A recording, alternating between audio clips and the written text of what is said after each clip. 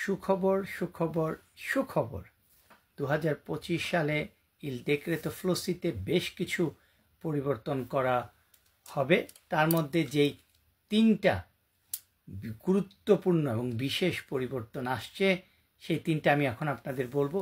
প্রথমটা হচ্ছে click day বলতে কিছু থাকবে না, প্রত্যেকটা সেক্টরের কিছু সময় থাকবে, সেই সময় অনুযায়ী আপনি চাইলেই কোম্পানি চাইলেই আবেদন জমা দিতে পারবে।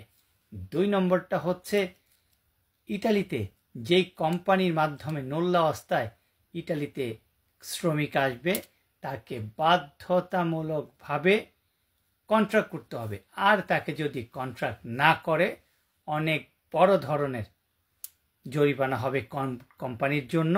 শুধু তাই না, আগামী 3 বছরের জন্য সেই কোম্পানি ইটালির বাইরে থেকে কোনো শ্রমিক আনতে পারবে না। আর 3 নম্বর যেই পরিবর্তনটা এনেছেন সেটা আরও বেশি গুরুত্বপূর্ণ। আপনারা তো পাসপোর্টের কপি অনেককে দিয়ে দেন, অনেকে বলে যে জমা দেওয়া হয়েছে, কপি পরে দেওয়া হবে। এরকম বলার আর জায়গা থাকবে না। যেদিন থেকে অনলাইনে পেপার ক্লিক করবে তার অনেক আগে থেকেই কোম্পানি চাইলে তার পেপারগুলি সঠিকভাবে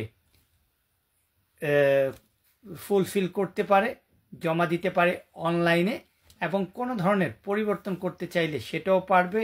আর নোল্লা অবস্থা দেওয়ার আগে অনেক ভালো করে কোম্পানির কাগজপত্রগুলি কন্ট্রোল করা হবে। তাই ইটালিতে 2025 সালে আপনারা যারা আবেদন করতে ইচ্ছুক, আপনাদের উদ্দেশ্যে বলছি এখন কাউকে পাসপোর্টের কপি দেবেন না।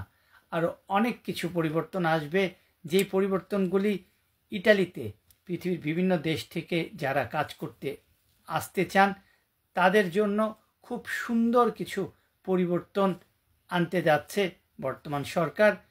তাই ইটালিতে আপনারা যারা আসবেন কোনোভাবেই আপনাদেরকে আর বলতে পারবেন না, বা আপনারাও বলতে পারবেন না যে মালিক পাই না। অসম্ভব, কারণ মালিক তখন বাধ্য থাকবে আপনাকে কাজের কন্ট্রাক্ট করতে। তাই নেক্সট যেই নিউজগুলি আছে সেগুলি আমি আস্তে আস্তে আপনাদেরকে বলবো। ধন্যবাদ।